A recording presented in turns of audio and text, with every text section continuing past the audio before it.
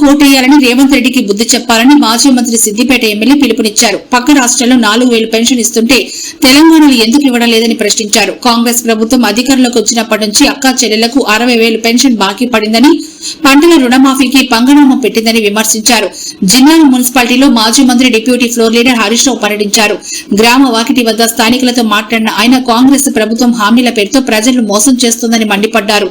పక్క రాష్ట్రంలో చంద్రబాబు నాయుడు 4,000 పెన్షన్ ఇస్తుంటే తెలంగాణలో రేవంత్ రెడ్డికి చేతులు రావడం లేదని వ్యాఖ్యానించారు. కేసీఆర్ ప్రభుత్వం అధికారంలోకి వచ్చిన మొదటి నెలలోనే 200 పెన్షన్ ను 2,000కు పెంచి అమలు చేసిన విషయాన్ని గుర్తు చేశారు. మొన్నేందో హార్వర్డ్ పోయిండట. ఈయన హార్వర్డ్ పోయినా అంతరిక్షం పోయినా కుక్కతోక వంకరది. అది బూతులు తప్ప ఇంకేమన్నా వస్తాయా? కేసీఆర్ జాతిపిత ఎట్లయితాడు అంటాడు. కేసీఆర్ లేకపోతే తెలంగాణ వచ్చినా? అసలు ఈ తెలంగాణ ఈ స్వరాష్ట్రం ఎట్లొచ్చింది?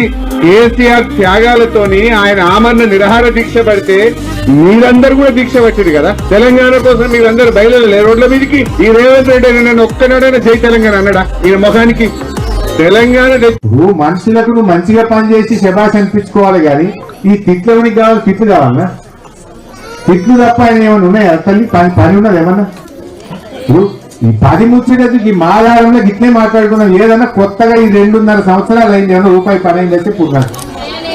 రూపాయి పని మాదారంలో. దయచేసి అందుకే నేను ఏమంటున్నా అంటే మళ్ళా కేసీఆర్ రావాలి. మళ్ళా కేసీఆర్ వస్తేనే తెలంగాణ ముందుకు పోతుంది, మన పిల్లలు మంచిగా చదువుతారు. సో అందుకే మా అక్క చెల్లెలకు నేను పేరున నమస్కరించి ప్రార్థించేది, దయచేసి ఇప్పుడు 11వ తారీఖు పోలింగ్ ఉన్నది. కారు గుర్తు కోటేసి కేసీఆర్ ను గెలిపింది. మళ్ళా మంచి రోజులు తెచ్చుకుందాం మనందరం.